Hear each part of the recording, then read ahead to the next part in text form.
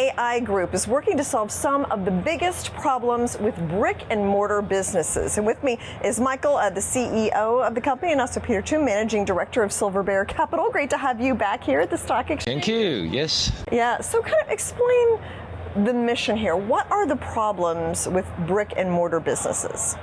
I think the brick-and-mortar businesses are not being leveraged enough in the new world. Obviously, AI has always been a good mystery tool to help these companies to kind of leverage themselves in the new space. So getting ahead of the game obviously is always the question whether the right tool are being used.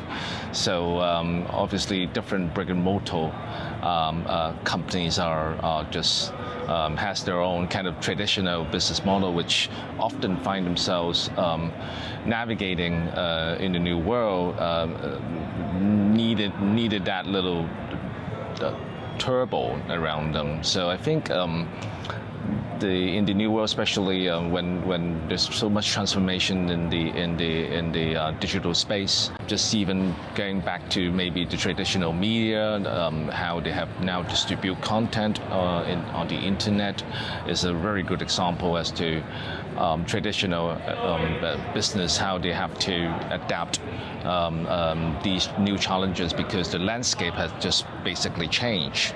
It wouldn't be like a challenge, but it would definitely be I would say a discussion among all these brick-and-mortar companies to be able to ask themselves how they are going to position themselves in the new world.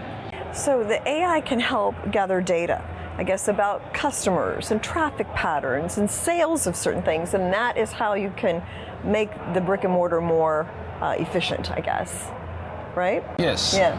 I guess the AI component is always an interesting topic because how actually AI can precisionally help a situation has always been a I would say the interesting topic. So sometimes it worked, sometimes it didn't. So I think it's also matching the right AI solution for a particular situation is kind of more the question here, whether the company or maybe individual has been utilizing that AI correctly. But however, as you know, AI obviously is doing a lot of shortcuts for people now. So you know, people slowly had been able to use these AI solutions around them, I would say on a daily basis now, but whether it arrives with maybe a monetary benefit, I think is where other people comes in to kind of help people to make sure that AI will benefit you if you use the right tool. How has China's retail economy evolved, and how would AI play a role in China's retail industry? Yes, I think Michael here is trying to answer that questions as well. Maybe I can ask him. 你觉得中国的AI 是可以怎么利用 AI 帮助现在中国的经济的？那么大家知道 AI 的科技正在改变整个世界的一个格局啊。那么我们每天拼就是把 AI 这个一个技术更加融入到实体的经济啊，按照中国的实体经济啊，每天拼的品牌啊，更多的是定位于全球的战略，既满足市场经济，又满足全球的战略啊，带动一些实体经济去运用先进的 AI 技术去赋能实体啊。那么第二整个中国它有足够多的一些人群，它有50万亿级的一个市场，目前开发率还不到10%啊。那么我们也有很多的空间去利用 AI 这个技术在整个市场去获得助推我们整个一个行业的一个发展整个全球的一个发展OK。in short, what Michael is trying to do is to try to blend AI into kind of the everyday brick-and-mortar businesses, whereby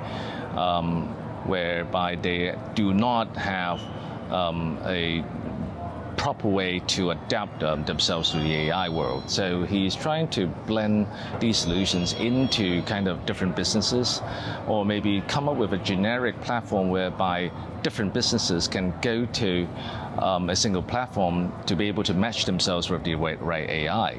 Obviously, China market is humongous with a lot of retail and non-retail businesses, and he believes this market is going to be able to require themselves to adapt to AI in the future. So basically, this is where his vision is at the moment. Mm-hmm. And I understand there might be plans for an IPO, and when would that take place? Would that be in the US? Would that be in China?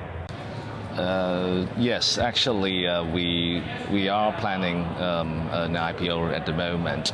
So whether it's for an IPO or maybe other avenue going public, I think the timeline right now for Michael's company is around a year from now.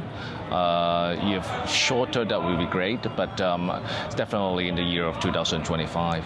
Okay, coming up. Well, thank you so much, Peter and Michael.